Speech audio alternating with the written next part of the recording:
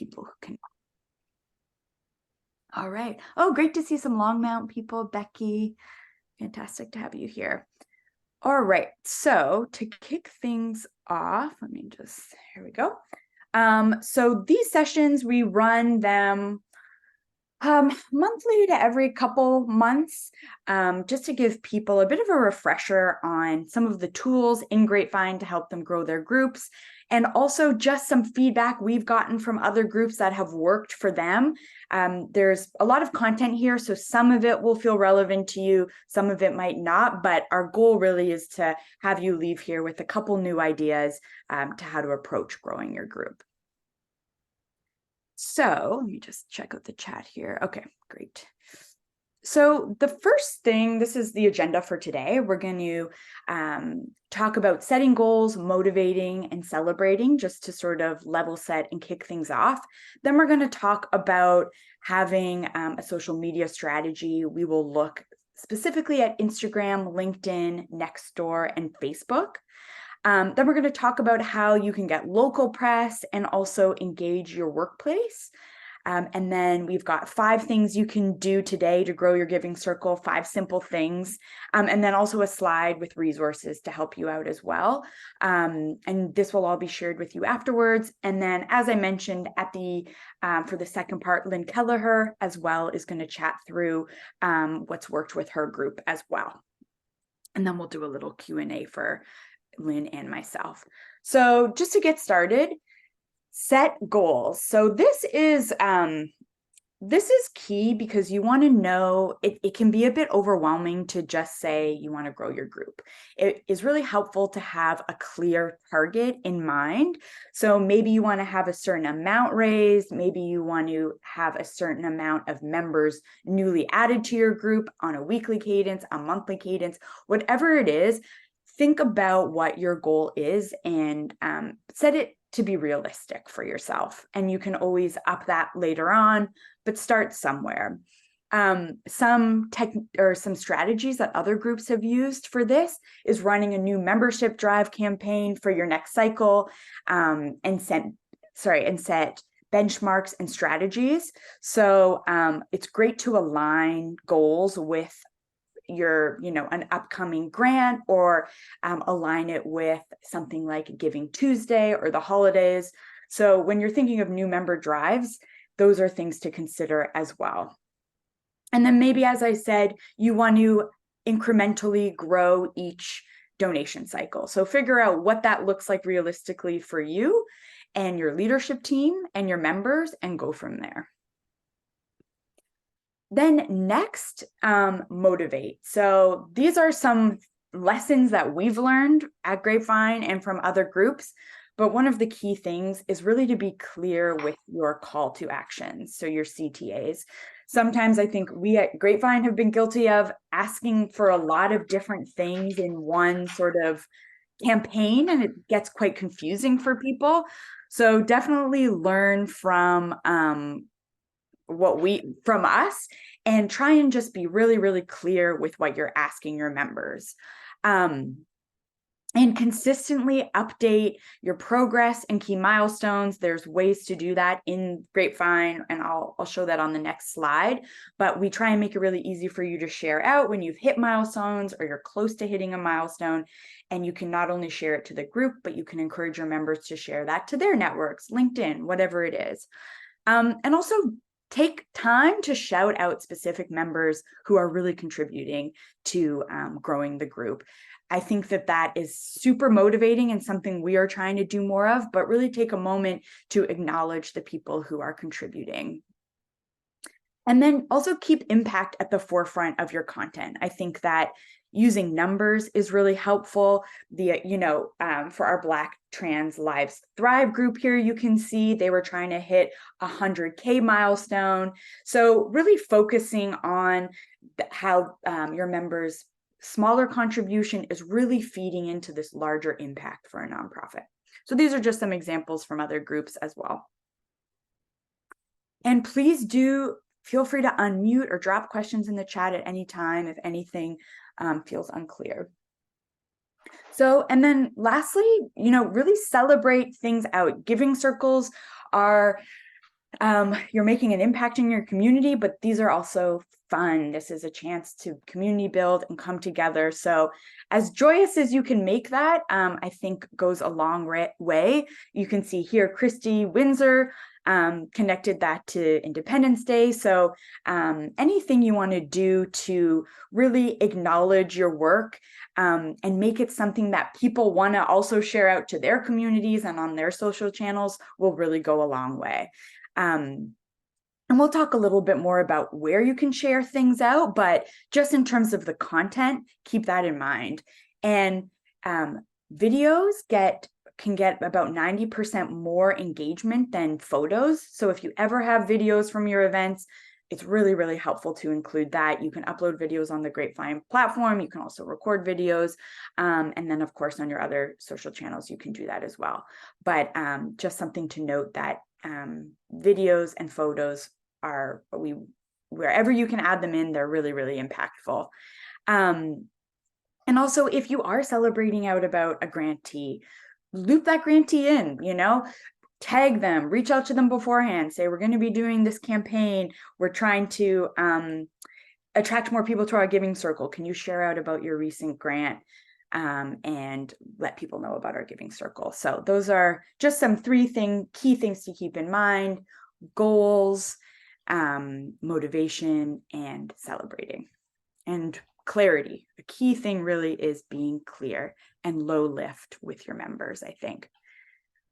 Oh, Gregory, I can see you've got a question in the chat here about, do individual giving circles have their own Instagram pages? So we'll get into that in a moment. Some of them do, some of them don't. We as Grapevine don't set them up for you, but we have some great examples that you can go off of if Instagram is of interest. And we'll talk about that in a minute, but I would almost say do a poll for your group. In Grapevine, you can do a poll and ask them where they hang out online. Like, what is the watering hole for your specific membership? Is it Instagram? Is it LinkedIn? Because it can feel like a lot to concentrate on all these different platforms all at once. You might want to just start with one and really focus your attention there. So these are just, I mentioned it's really easy to share out about milestones. So this is an example of that on the right-hand side. And then on the left-hand side here, we as well, Grapevine, when you do a grant, we also automate a post for you. So this is a great thing to share out as well. And it's a video, so it will share several slides about how many people contributed to that grant and all that kind of stuff. So those are things to be on the lookout for. That will happen each quarter. Hey, Gabby. Yeah.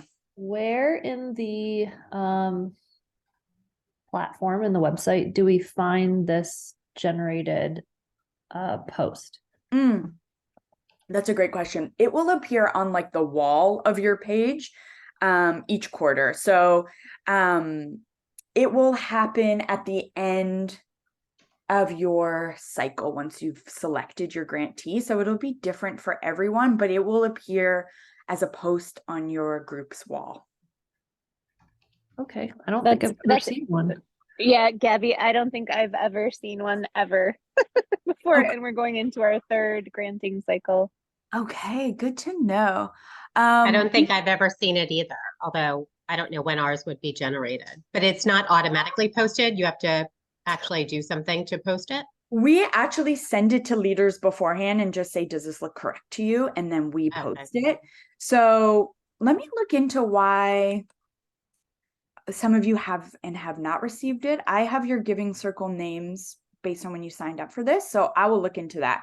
And just for who asked those questions, is this something, does this feel useful to you? Is it something you would want, I guess, is one of my first questions.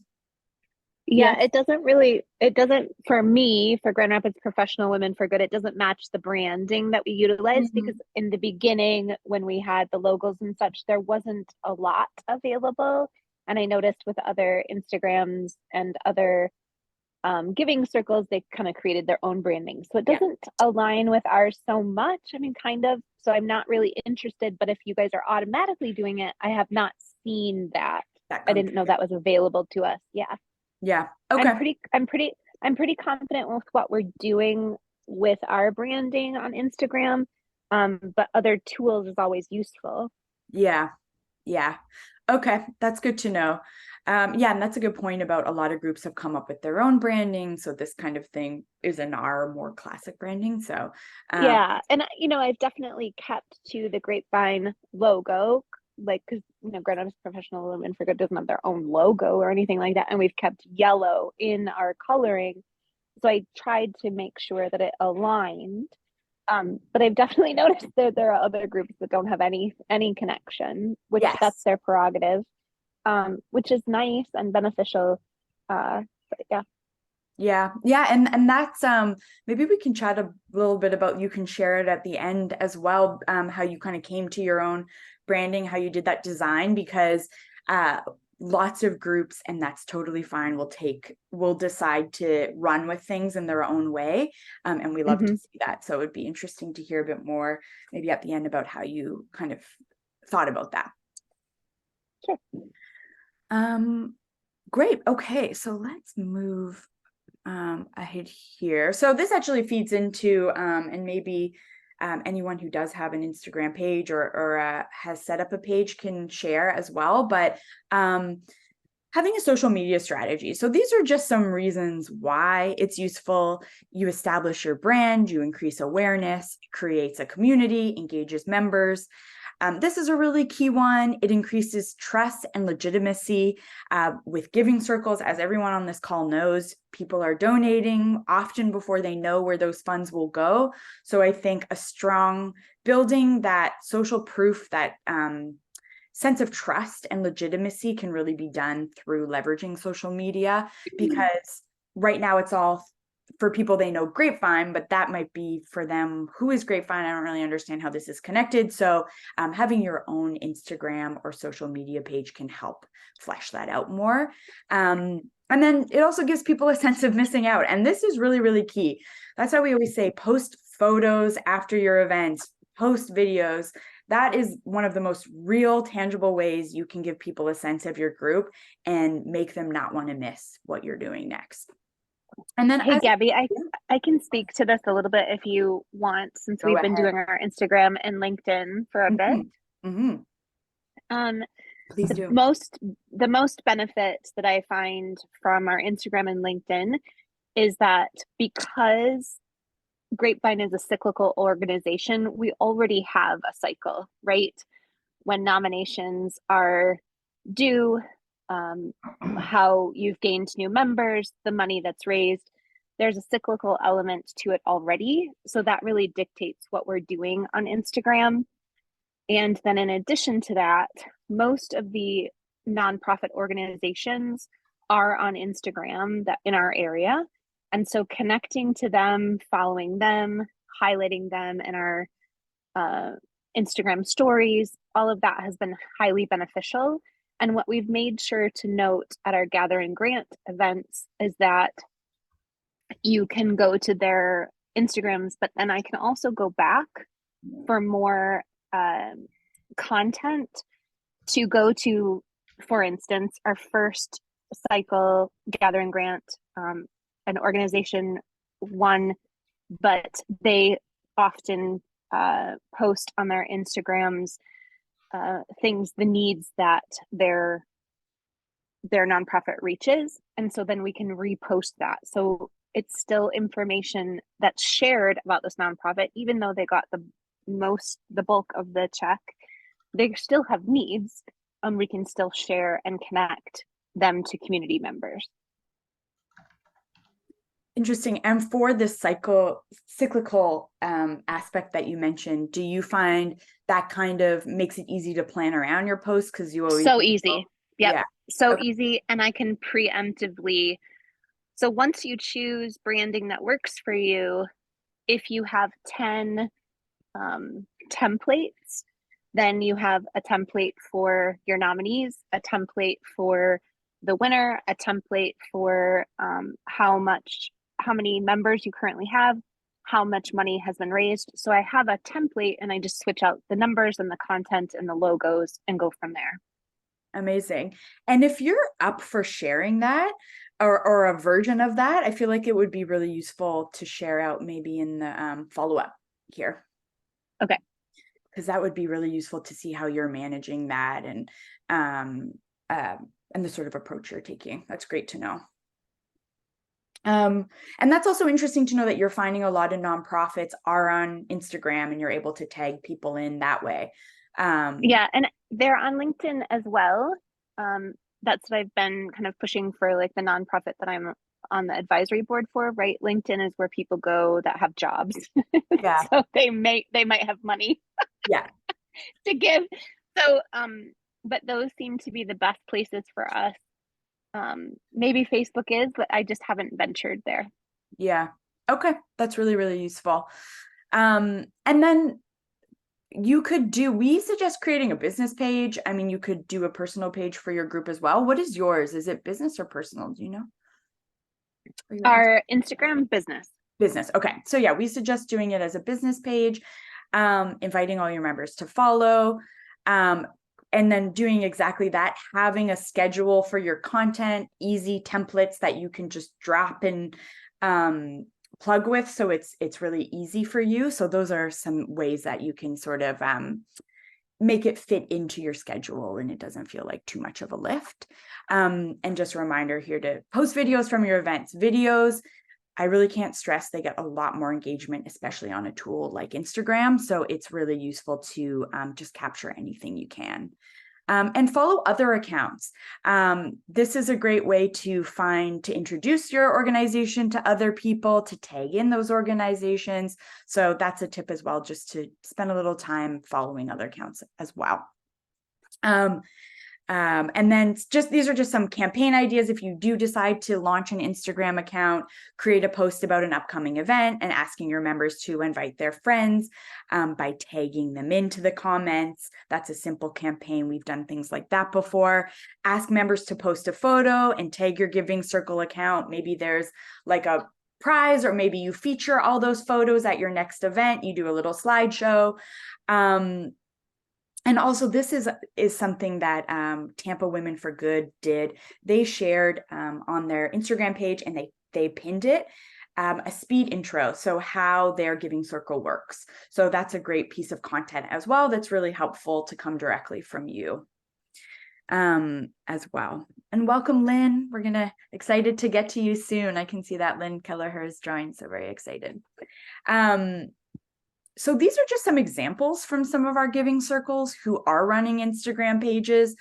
These are examples of their grids, their feeds. So highly suggest just checking them out if you do want some inspiration and see how they're doing their work. And there are many more. We have lots of groups running Instagram pages. So if you want more inspiration, I can definitely send that over. LinkedIn, as that was just mentioned, LinkedIn is great to, especially if people in professional network, to sort of introduce them to your Giving Circle.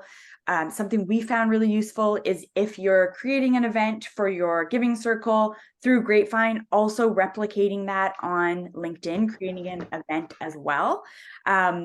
So what you would have to do is set up a company page, invite your co-leaders to be admins, and then you could start posting out your events there as well and encouraging your members to do that also. So it's pretty simple to set up those pages. We have some tips for it, but that's a great way just to duplicate efforts and really expand who's able to see about your Giving Circle. And go ahead, Vanessa. I can see you've got your hand up.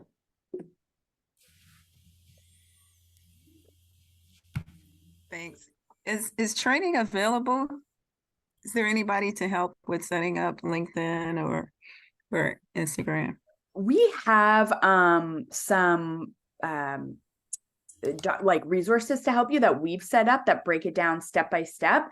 So I will share that with everyone afterwards, and you, Vanessa, take a look. If you're still unsure, just reach out to me and I can always help you with that as well. Oh, great. Thank you. Yeah, definitely. And then here are some similar ideas. If you're looking for campaign ideas around LinkedIn, we've got some there as well. Oh, and fantastic. I can see. Great. Thank you, Rian, for showing the Grand Rapids page. That's fantastic. And here's also, as I mentioned, we'll share this out afterwards, but if you do want to do some cold outreach via LinkedIn, we find that successful. Here's some copy you can use as well, just to, if you search by location, you find some women in the area, for example, that might fit into your group, or some guys. These are just some nice language you can use to reach out to people that have all the character limits that is required for that. Nextdoor, curious, has anyone on this call used Nextdoor before? Yes.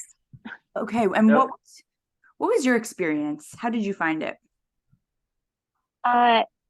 It's mostly for neighborhoods, right? Like who's in your neighborhood. I found that it was more like not really useful for anything business related.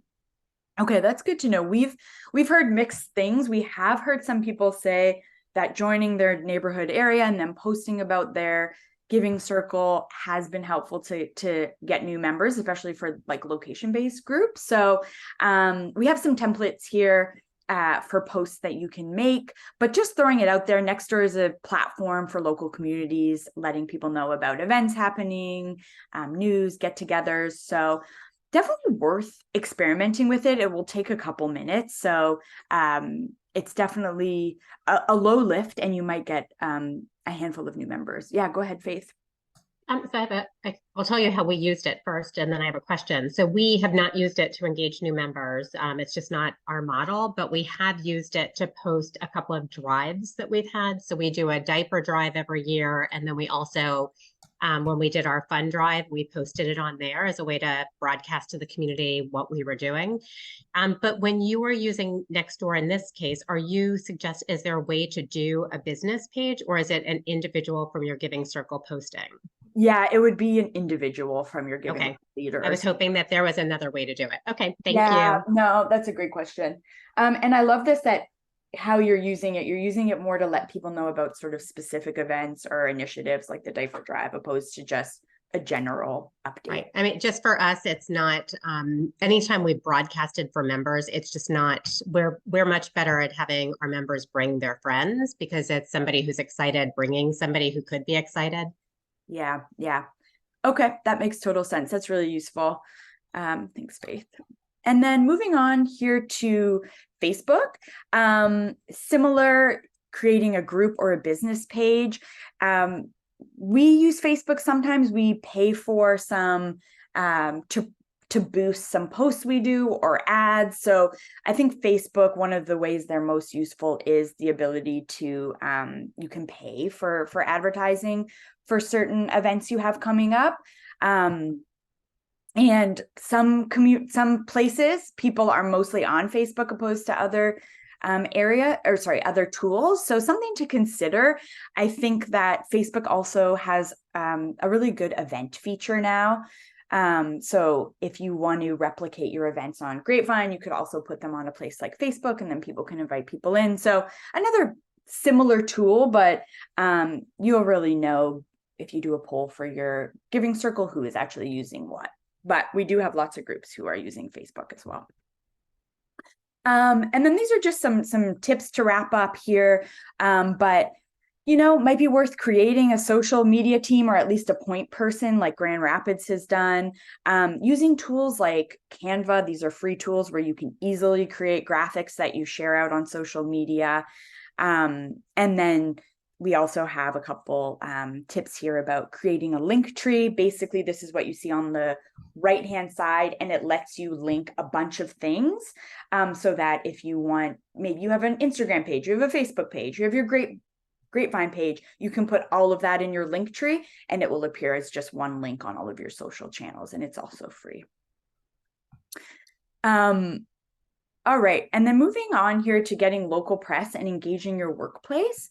So these are a couple examples of our groups that have had success with local press. So Madison Professional Women for Good, 50 Fabulous Women, Alexandria, Renault, Tulsa. So these are great links just to click on to sort of get a sense of the type of coverage that they were able to get. And we also have here a breakdown for a press release. So if you do want to go that route, we've tried to map out how you might want to approach that. But just to say, local press is a fantastic route to go to obviously get exposure for your giving circle.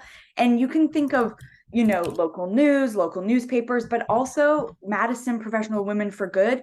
They had a member, she was part of a business, her university, and they do a alumni publication, and she got featured in that. So you can also think in those terms. It doesn't just have to be the more classic routes. But if you are part of a publication or alumni network, whatever it is, think about it in those terms as well.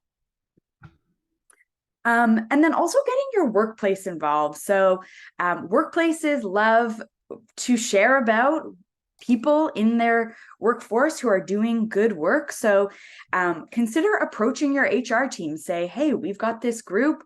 Could you post about it on our team Slack or on our Facebook page for our organization? So these are two great examples of workplaces that did that, and people were able to get more members as a result. So it's a really easy thing to do, and lots of workplaces are up for it because they want to help promote this good work that you're doing. So also I just want to motivate you, and by giving you sort of 5 easy things that you might want to consider even doing during this call or as soon as you get off this call. As I mentioned, create one new social media page for your group. Focus on one. Don't get overwhelmed with trying to do it all. You might want to, as I mentioned, do a poll to your group first, see what channels they're using, and then have a think about just starting one for your group. Post on Nextdoor, whether you just want to let people know about your group or if you have a specific event coming up. It just takes a few minutes, and we have templates for that as well. Draft a press release about the impact of your group. Email your company to share about your involvement, and then also write down 5 people you can email today about your giving circle. And if everyone in your group did that, you're going to double your group and the impact there. And these are just some reminders for leaders of groups about the ways you can invite people into your group. You also have a QR code that automatically gets generated under that add members section. So if you're hosting an event, lots of people will print out those QR codes. They'll put them on tables so that people can easily join and donate to the group. And then these are just some helpful resources. So we have our growth toolkit. We've got a blog post, how to grow your giving circle. We have a fantastic case study from how Black trans lives thrive, how they have leveraged social media for their group. We've also got our resource library. And of course, you can reach out to me at any time. Before we head over to the conversation with Lynn, who, as I mentioned, leads our 100 Women Who Care Bucks County group, I just want to make sure we get to any questions that are in the chat. So please, does anyone want to unmute if you've got a question so we can chat that through before we head over to Lynn? Go ahead, Brett. All right. Yeah, I was wondering, we have a new group here in Bend, Oregon. I think there's like 30 members or something. And one of the common things that people have listed as reasons for joining is to make a difference and to build a network with common-minded people. And so, you're talking about a lot of strategies for growing, but how about, is there any suggestions on how do you keep it manageable so that the members are active and you don't outgrow the ability to kind of develop relationships within the giving group?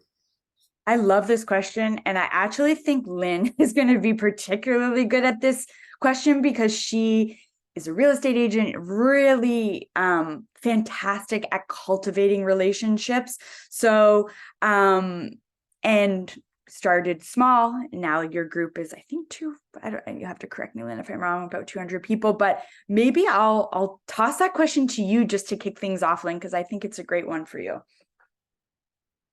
Well, I think you're right in that the key to keeping people in your group is to cultivate a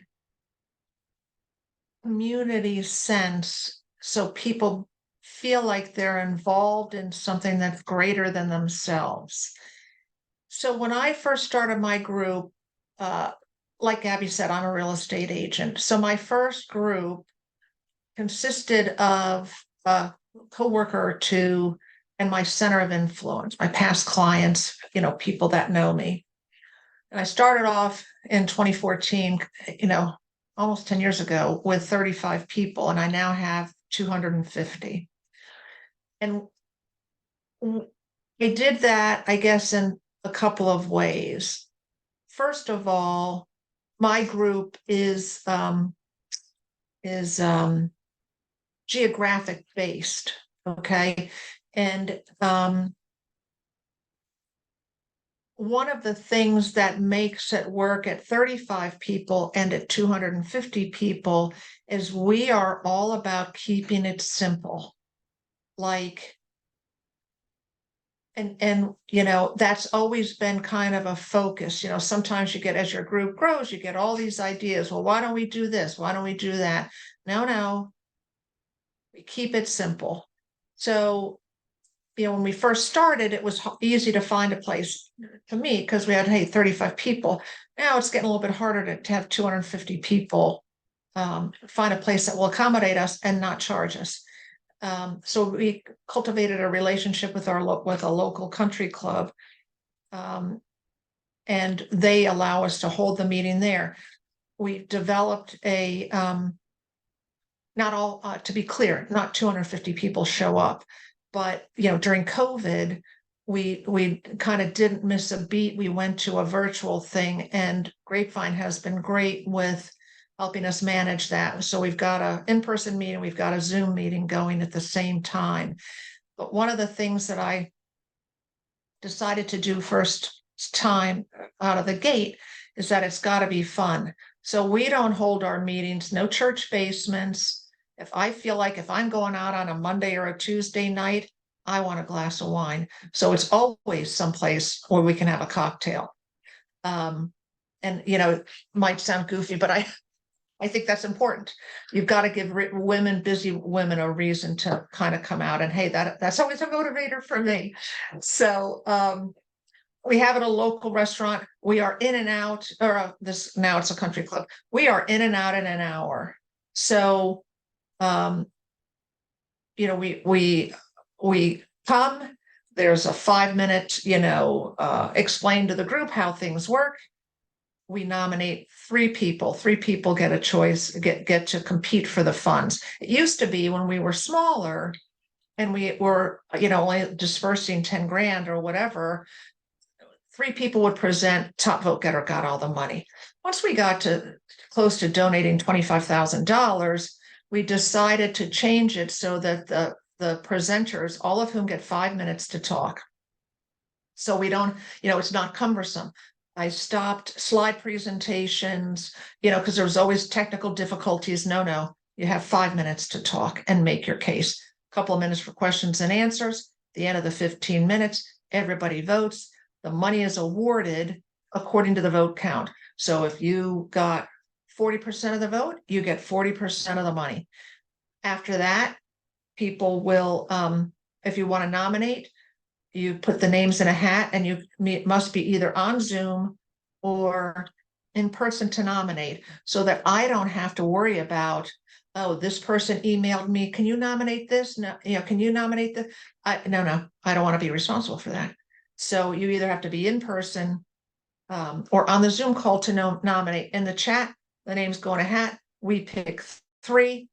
Those 3 people present at the next meeting. Whoever nominated those people are responsible for getting somebody from the charity to present. I'm not doing that. You do it. If you nominated them, you get them. And our only rule is that they must be a 501c3, and the money must stay in my county where we live. And I think the reason that it appeals to people is that it's easy. And I think people genuinely want to help others in their community. They just don't have the time for traditional fundraising. So that's how I promote it. You want to help others, but you don't have time for traditional fundraising. This is the answer. Come, spend an hour. Don't come. Even if you're not there, you're still on the hook for the money. Okay, you don't have a vote, but you're still on the hook for the money, and you agree to participate for at least a year, and we meet quarterly. So it's very simple, and we don't get bogged down with a lot of rules. You know, I've had people that come to me and say, well, I don't think that charity should get it. No, it works its way out. I have faith in the sensibilities of my members, and it works out. If a lot of people feel like you do, and they probably will, then they don't get much money. So we just keep it really simple. We keep it fun. I now have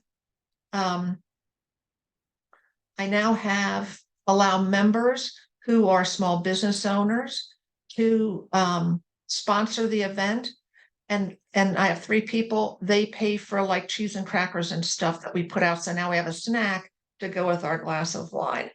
So people come early, they socialize, but I run a tight ship. We start at 7 and we're done by 8 or maybe 8:05. People want to hang around, they want to go out afterwards, they can, but it's very it's very kind of controlled. And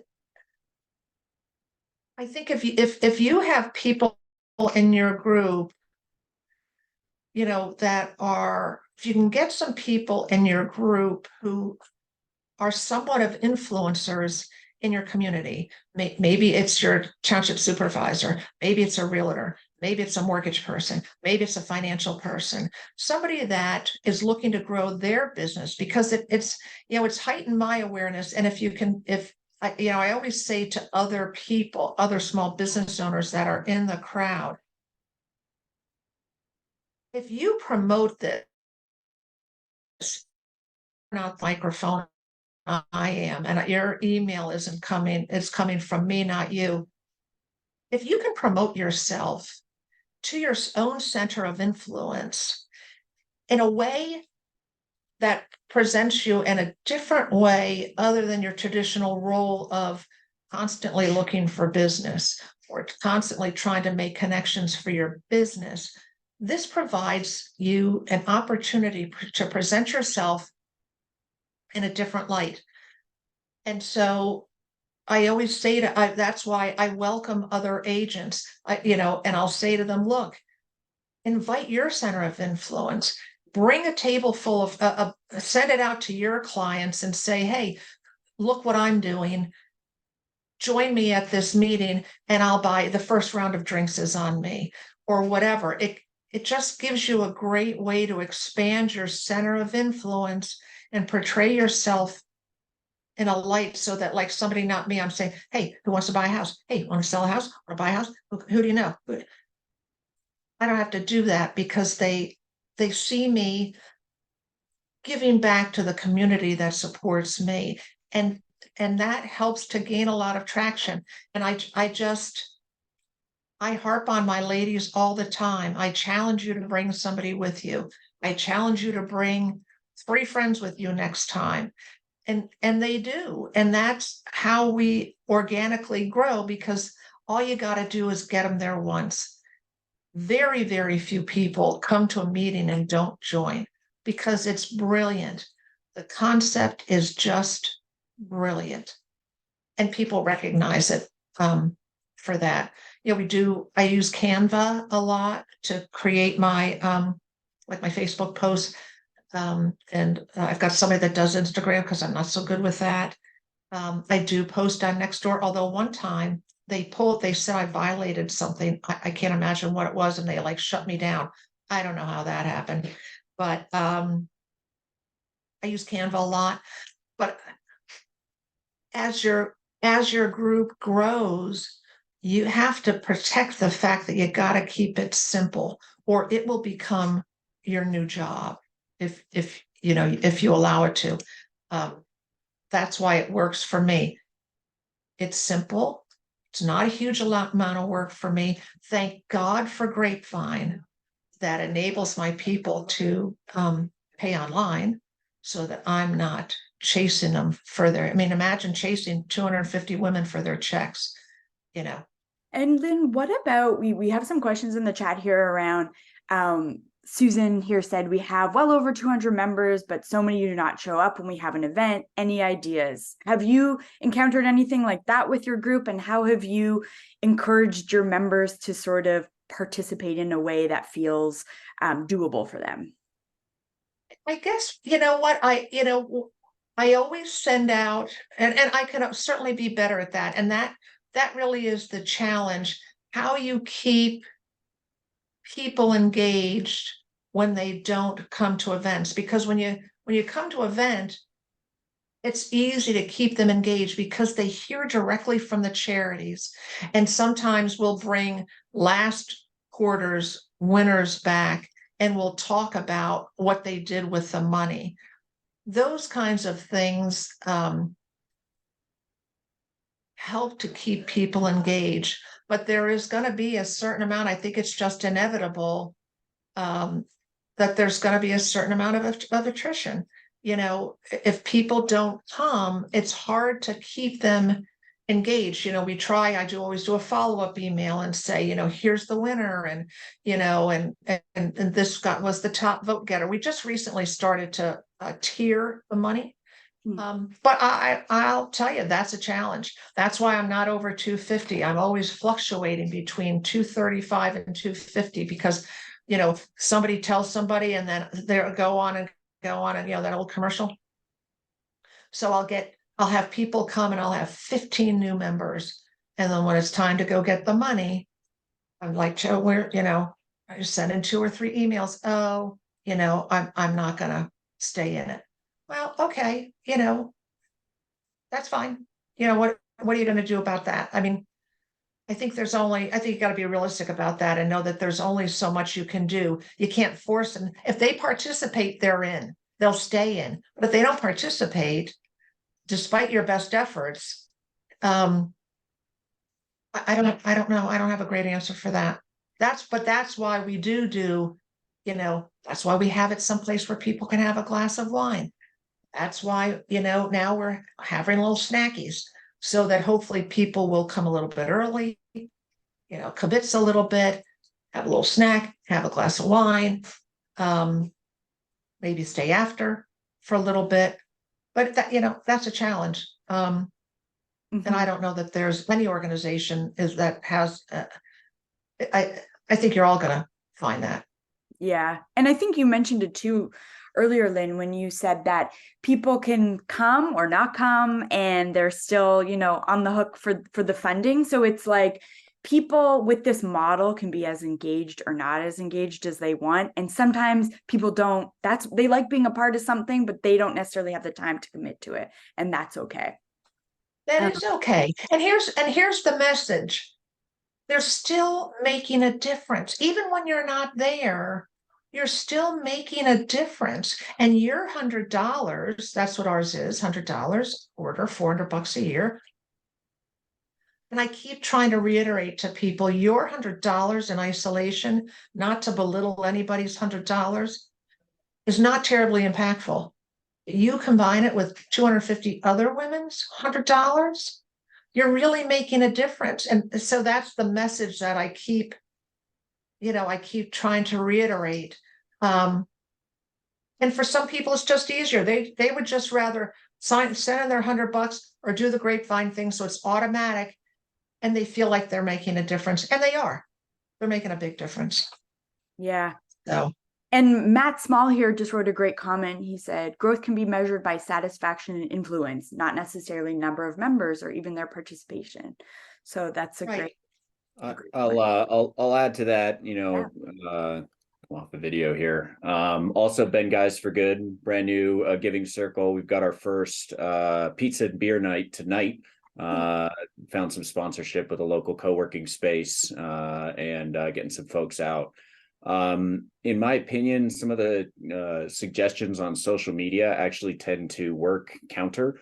to engaging a community and sort of creating that social contract, if you will, that brings in the money. Direct engagement, big fan of that on certain platforms where you'll find, those to engage. LinkedIn, especially powerful for professional networks. But if you get a little too fractious with your social media strategy and you're trying to create virtual communities in other places, then that can actually, erode your message over time. And it certainly can leave some people feeling alienated if, for example, your next door presence begins to atrophy. So, as you think about a social media campaign and building virtual community, I'd highly suggest pick one. If it's Grapevine, if it's that LinkedIn company page, if it's, Instagram, pick one that's your hub, and you can promote out onto the spokes of other networks and, kind of think of it that way, but try to drive the discussion and the engagement back to that single virtual community. That's great advice. Well, Mhm. I think that's probably true. If I could tell you, I think one thing that's going to make the biggest impact in growing your circle, if that's your intent, is get some influencers to get involved. Go to the realtor that's on the shopping cart. Of course, this is based if you have a geographic group. Go to the realtor that's on the shopping cart and ask them to come to your meeting. Go to the person in your Parks and Rec brochure or your township newsletter or whatever that's consistently advertising in there, or any of your local publications, and call them up and say, you got to come to this meeting. And I'll tell you, if you get yourself some influencers and can convince them, and I'll put this out there, if anybody does that and needs somebody to talk to them who grew their business the way that I did and need some help selling that concept on how doing something like this and presenting yourself in that light can help you grow your center of influence and solidify you in your community, I'm your gal, because I think that's one of the easiest ways to help to grow your community. If you can get them on board and sell them on that concept, then all of a sudden, because they know a million people, I know a million people. So when I send out an email to my center of influence of several hundred people local and say, you got to come and check this out, people listen to that. And I think that's really important. Yeah. A good way to, you can do all you want to do on social media. You get some influencers as part of your group. That I think that, I think that can only help you grow your group. Yeah. And Gabby, if you need some help with that, Gabby will put you in touch with me. I'm happy to talk with them. Awesome. Thanks. And I can see Faith, you've got a question here. I actually had a suggestion. So we have about 140 something on Grapevine, and we do optional dues every month. So we have about 50 plus that are recurring donors, many of whom do not come to our events. They just every month give us money, which is fabulous. And we call them happy check writers. What we've done is send them a periodic email, basically thanking them for their recurring donation and announcing whatever milestones they have been part of. So whether it is our annual milestone or, our year-end milestone, whatever it is, we're consistently communicating with them throughout the year, but we want them to be recognized for really being the foundation for our good. Because without those happy check writers, we wouldn't be able to accomplish as much. And then building on what Matt said, we have very specifically looked at each of these different communications channels and identified, what is our purpose if we were to have an Instagram page? Is our purpose to get new members? Is our purpose to, build community? What is it? We have intentionally decided not to have Instagram. We have Facebook. We have also intentionally created a LinkedIn page principally because we wanted to, number one, draw attention to the needs in our community, which we know are very similar to the needs across the country. We also wanted to raise the recognition of those nonprofits that we're working with. So our intention was not only to build our community, let our members know, Gabby, I think what you said was great, building that trust that we are, on LinkedIn, it builds that trust, but also really do that PSA.